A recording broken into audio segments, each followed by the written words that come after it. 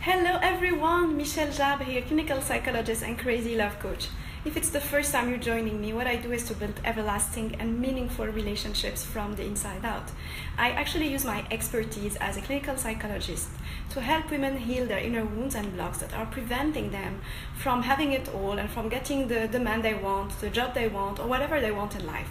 Usually it's these kind of wounds that prevent them from feeling confident, having some self-love, some strong self-esteem and self-confidence. So this is what I do.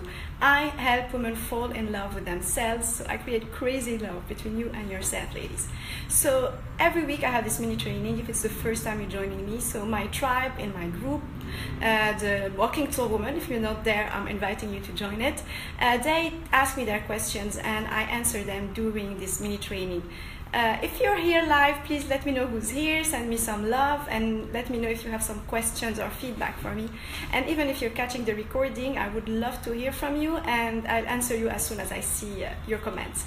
Okay, so this week I have plenty of choices, but I chose this specific topic because I feel a lot of women have struggle with this specific topic. So what I want to talk about today is how to stop the negative self-talk. You know, like you have some kind of pattern thought in your mind, and automatically as soon as you're triggered or upset or whatever, you're gonna start talking negatively to yourself and start attacking yourself. So this is what I want to talk about, how to stop this pattern, this toxic pattern that you have. And actually it's so overwhelming that it's going to affect the rest of the area of your life. Okay, so there's something you need to know first about the self-talk. The self-talk comes from the limiting beliefs that you have developed during your life, and usually these limiting beliefs come from your childhood or your early stages, so maybe teenage years or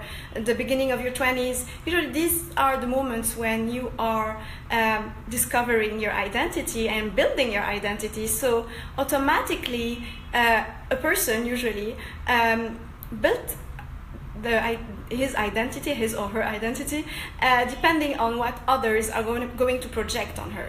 So for example, what your parents are going to say about you, what your friends are going to say about you, what people in general think about you, and also the norm, that the social norm. So you don't want to be exiled or whatever, so you're gonna start adapting to the environment in which you are and to the image that you should project. And this is how you get your limiting beliefs, because sometimes these projections can be negative and toxic, and this is how you learn to talk negatively to yourself. So in order to deal with this, I'm going to give you a step-by-step plan in order to handle it as much as possible. It's not miraculous, because you need more than that in order to deal with it. You need true counseling and true coaching live. You know, you need someone who supports you. But I think that if you can already start with that, it's a great beginning, okay? And it's going to help you tremendously, I promise you. This is actually the first exercise I usually do with my private clients. So I'm giving you the real deal, okay? So the first thing I want you to do is to ask yourself, when was the first time you felt this way? So let's take you have a specific feeling or a specific self-talk that you're telling yourself, you know, like a self-belief, or I don't know, a pattern that you're always doing, something that is negative that you're doing. I want you to ask yourself, when was the first time you felt this way? Or when was the first time you got triggered this way, okay? Or when was the first time you heard this? Usually this is what's happening. So who told you this about yourself at some point in your life? You know, it can be even early, later in your life. You know, for example, if you've been abused and you were 30 years old, it can still affect you and change your belief about yourself. So you need to ask yourself, when was the first time you heard this or you felt this?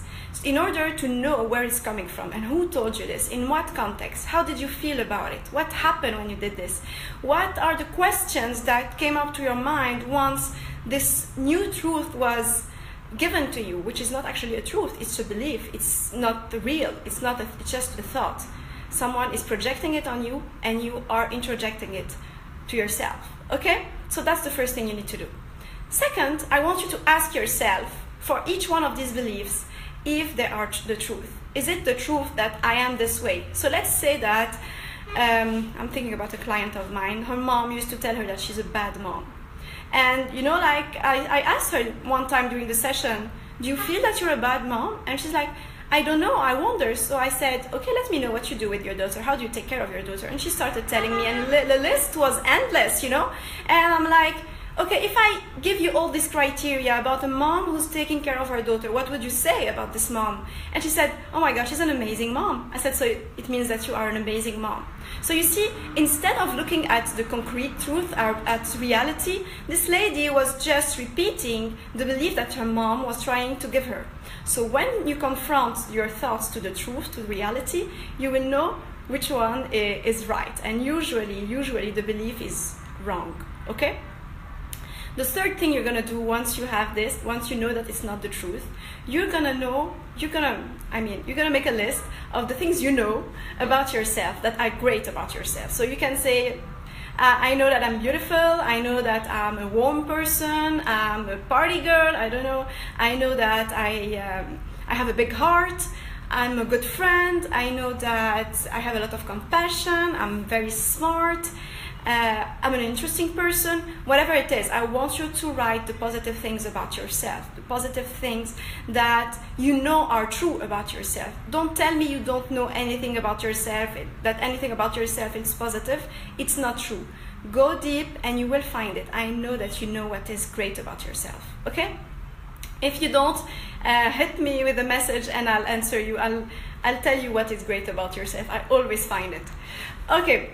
So once you do this list, I want you to go back to it every time you feel triggered. So every time the thought crosses your mind, or the negative crosses your mind, or a situation is overwhelming you, and the negative self-talk starts, I want you to go back to this list and remind yourself how amazing you are, and that it's not the truth, it's just the thoughts. Even if you need to go back to the whole process since the start, so seeing where it's coming from, who told you this, and confronting it to the reality to have the concrete proof that it's true or not, you do it again and again. And at some point, lady, you know what? Your new pattern will be to shift the negative beliefs into positive ones. It happens only with consistency and persistence. So don't give up. Don't say that I tried yesterday, it didn't work. No, you need a month at least of repeating this every day in order for it to become your new pattern, your positive pattern, okay? I'm going to give you a little tricks also that will help you stop the self-talk when it starts, because you are conscious, you cannot do all this exercise because you need to be focused on what's happening now. So I'm going to give you 3 things that you can do just to stop, to block the thinking process. Maybe you're going to go back to it later, but you want to block it so you don't go further and further, because with time it's going to evolve to something more negative every second, you know? So the first thing I want you to do is to get busy. So when the thoughts start, please find anything to do. If you need to listen to live music and jump on your bed, do this. If you need to cook, go cook. You need to go shopping, go for a drive, or whatever it is, you need to get busy. So that's the first thing I can tell you.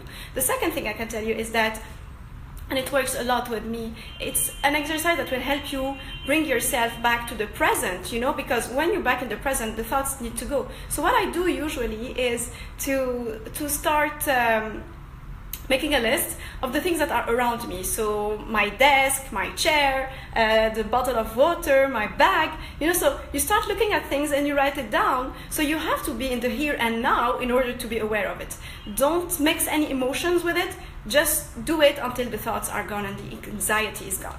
Okay? And finally, the third trick that I can give you is the self-care. So when you feel bad about yourself, when you feel that the self-talk is very negative, I want you to go and do something that will make you feel very feminine. So it can be your nails, your hair, go to the spa, I don't know, go shopping, eat something yummy, whatever it is. But self-care is very important. It will make you feel better about yourself. So I hope that these elements will help you improve your self-talk and make it more positive. I'm waiting for your questions if you have some. So even if you catch the recording, I will answer you.